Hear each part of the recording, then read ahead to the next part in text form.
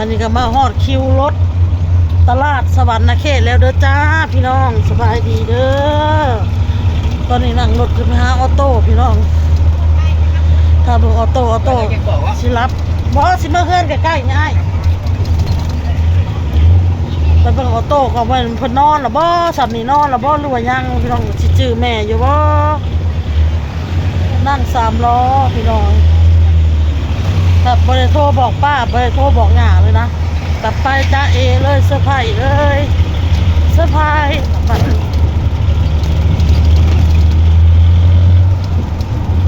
เส้นโฮมเบียร์กับบริฮอดโฮมเบียร์ดอกต้องโอไปแหละเพื่อน2สั้นสีเขียวนะขายน้ำอ้อยแม่โลดจะเลี้ยวไป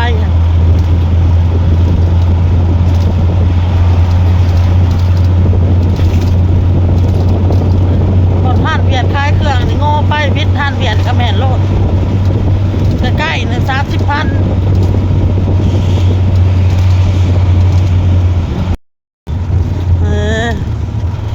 เอามื้อนี้เพิ่นบริการน้ำอ้อยบ่เด้น้ำอ้อยเด้น้ำอ้อยน้ำอ้อยฮะใกล้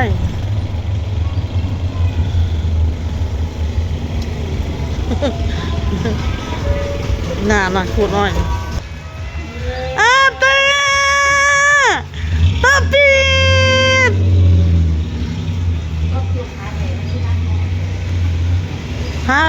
ป้าไปนั่งถ่านนี่ล่ะคิวบังลงแม่เอ้ยเอารถกระจอไปเอ็กซเรย์เด้ซะตาปีตาปีไปทางนี้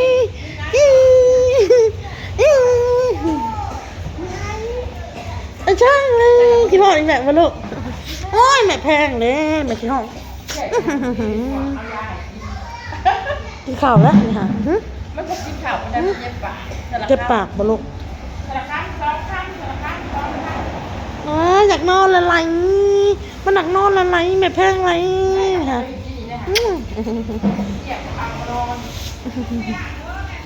ไปดิปะลูกแม่ลูกไปดิปะลูกตู้จ้าปีดแม่ก็ไปซื้อเครื่องเล่นยังมาให้เลยแม่เมื่อแรงจะไปซื้อนะลูกนะเมื่อแรงซื้อเครื่องเล่นนะลูกนะ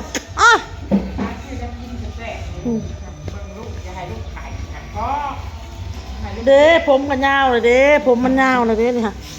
ผมมันยาวเลยไรผมมันยาวเลยไรป้าขี่รถบึ้นป่ะหาเพาะป่ะจะเอาในจอกน้ำให้เพาะป่ะหาเต้ป่ะใช่เต้เด้เต้เด้ใช่เต้เด้โอ้หายเพาะป่ะให้เพาะเด้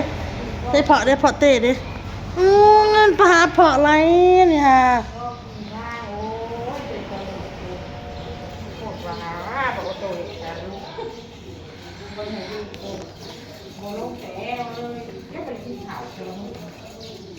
มาถ้าคุณลูกเป็นนอนแล้วเป็นสาวเตี้ยให้นอนไหนนอนนะคือร้อนดึกตื่นก็นอนแต่เองแล้วก็ไข่บอกว่าแล้วก็ไข่บ่สบายกินยาไข้แน่แล้วมาแล้วบอลน่ะมาแล้วอยู่ในเฮือนแล้วมาแต่เมื่อวานมาซื้อเลยต้องท่าติดบ่อยากอะไรปันกับแม่ปันใดเด้อพี่น้องเด้ออยากลืมล่ะป้าหาเต้ก็ขี่รถก็หาเต้ก็ขี่รถบึ้นๆก็ขี่รถบึ้นเลยค่ะเด้อบ่ลูกเจ้าฮะพอเต้บ่ลูกฮะฮอดตัวแม่นี่โอ้ยแม่แพงช่างทุกคน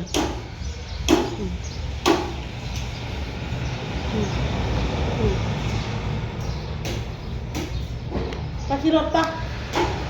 มดตัวน้อยตัวนิดมดตัวน้อยตัวนิดมดจะขี่รถเลยแม่เลย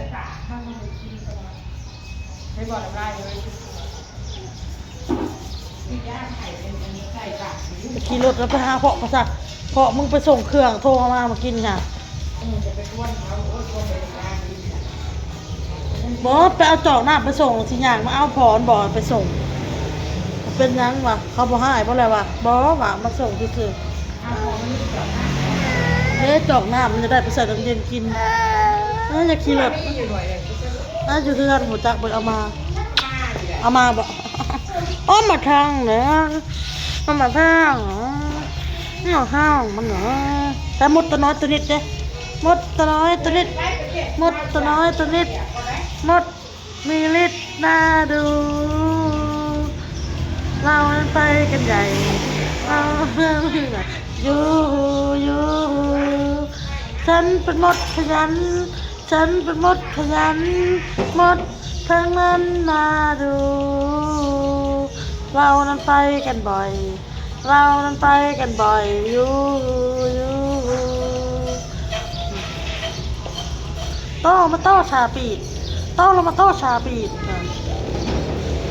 บ่อยากมาปันใดกับแม่ปันใดโต้ชาปีด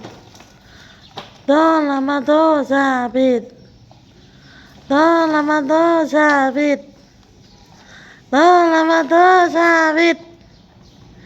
อีละมาอีแม่เพงอีละมาอีแม่ช่างคนละมาคนลอยคนละมาคนลอยหน้าว่าบ่โตเจ็บปากพี่น้องไอ้ปากเป็นตุ่มในลิ้นนะเจ็บปากบ่กินข้าว2 มื้อว่ะตัวเอ้ยมาฮอดเฮือนฮอดซานล่ะเด้อพี่น้องมาฮอดลูกฮอดเต้าเลยน้องบอลพี่น้องพังเบิ่งมื้อแรกให้บ่เต้เลิกเวียกก่อนเพิ่นสิว่าได้บ่เต้เพิ่นว่าอยากให้อยู่นอนก่อนจักคืนนึงพี่น้องเอ้ย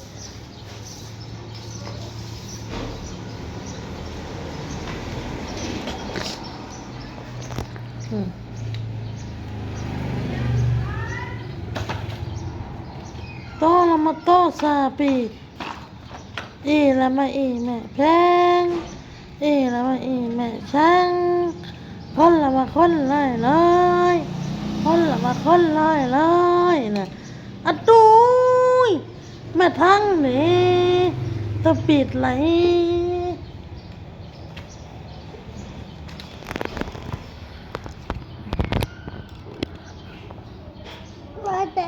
แล้ว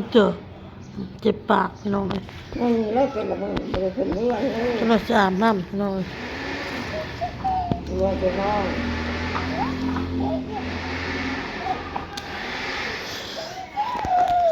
เราอาบน้ำลูกอาบน้ำปะลูกปะอาบน้ำจำปะ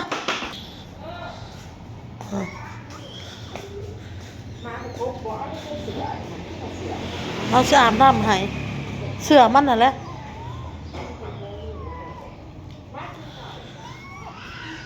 ตัวอาบน้ำให้ออโต้หน้าห้านป้าเพื่อกับหน้าเฮือนกับขายน้ำอ้อยเด้อพี่น้องเด้อไผเป็น FC แถวสวรรค์ก็มาอุดหนุนน้ำอ้อยป้าเด้อพี่น้องเด้อ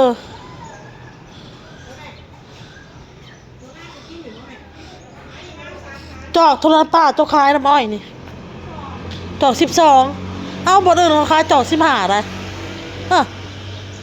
15มาห้านก็17 18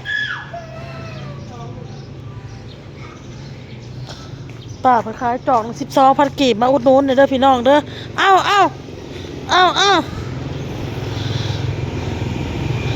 มันแดดนะลูกโอ้ยออกมาทางเลยพอนี่เอาบ่ไปได้รถได้ลูกโอ้ยญาติได้ญาติในรถแล้วเข้าแดด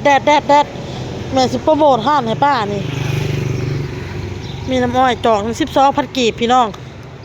สั่งได้เด้อคันอยู่แถวใกล้ๆนี่สิไปส่งคันอยู่ใกล้แหละบ่ฮับพี่น้องยาวโต